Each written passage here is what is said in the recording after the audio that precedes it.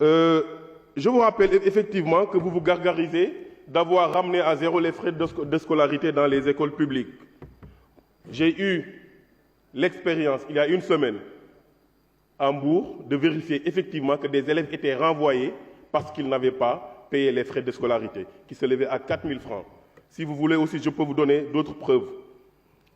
Monsieur le ministre, le collège de Mboyo dans le département de Podor à l'île à Morphil, un collège que vous connaissez très bien, je vous dis que ce collège manque cruellement de professeurs de français et d'anglais, surtout pour les 6e et les élèves de 5e. Bon, par rapport au budget, je ne voterai pas le budget pour 2 raisons. J'ai dit que je ne suis pas d'accord avec la politique de Macky Sall, mais moi, par principe, je ne voterai pas pour un ministre qui a été cité dans des scandales. Votre passage au code, l'OFNAC avait fait, en tout cas, un rapport. C'était le rapport 2014-2015. Et au lieu de répondre à la justice, vous avez préféré insulter les responsables de l'OFNAC en voulant porter plainte. Donc, je refuse systématiquement de m'associer au vote de votre budget. L'autre fait que je voulais dénoncer, je m'adresse cette fois-ci au président de l'Assemblée nationale. Monsieur le Président, vous êtes le président de tous les députés, y compris les députés du peuple, c'est-à-dire les députés qui sont issus de l'intercoalition.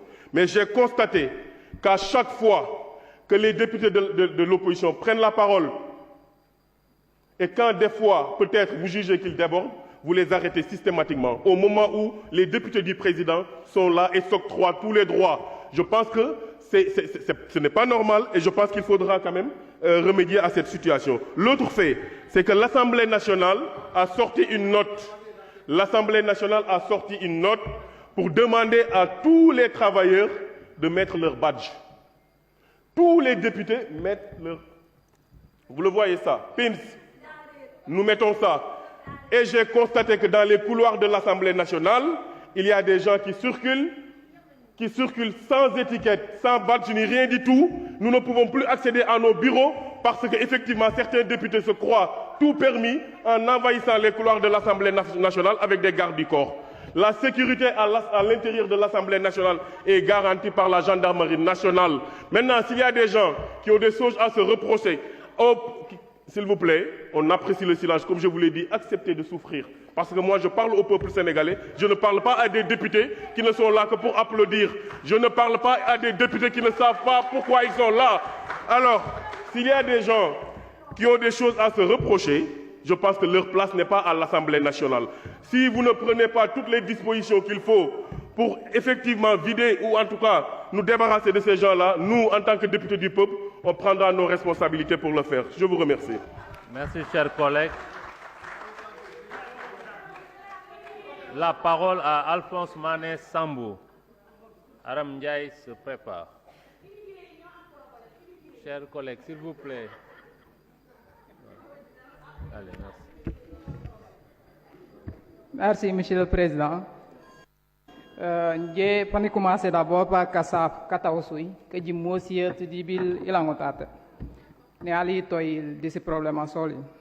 Monsieur le Président, Monsieur le ministre du Travail, du Dialogue social et des Relations avec les institutions, Monsieur le ministre des Finances et du Budget, Monsieur le ministre de l'Éducation nationale, ainsi que vos collaborateurs, chers collègues, honorables députés, Monsieur le ministre, les 2 ministres même, je dirais, ministre des Finances et de l'Éducation nationale, nous, moi, je dirais, lors des travaux de commission, j'avais fait un plaidoyer allant dans le sens des centres académiques de l'orientation scolaire et professionnelle. Ben, malheureusement, dans le rapport, ça n'a pas été pris en compte. Et pour moi, je pense que c'est une chose nécessaire. Les centres académiques, dans une bonne partie des régions, on a un seul centre académique et qui doit faire le tour de toute la région, CEM et lycée, pour aller faire des séances d'information, des permanences ou même assister des personnes qui ont des difficultés. Et aujourd'hui, ces établissements, s'ils veulent aller dans le terrain, ils sont obligés de faire appel aux IA pour des questions de mobilité, véhicules et ainsi de suite, ou même parfois obligés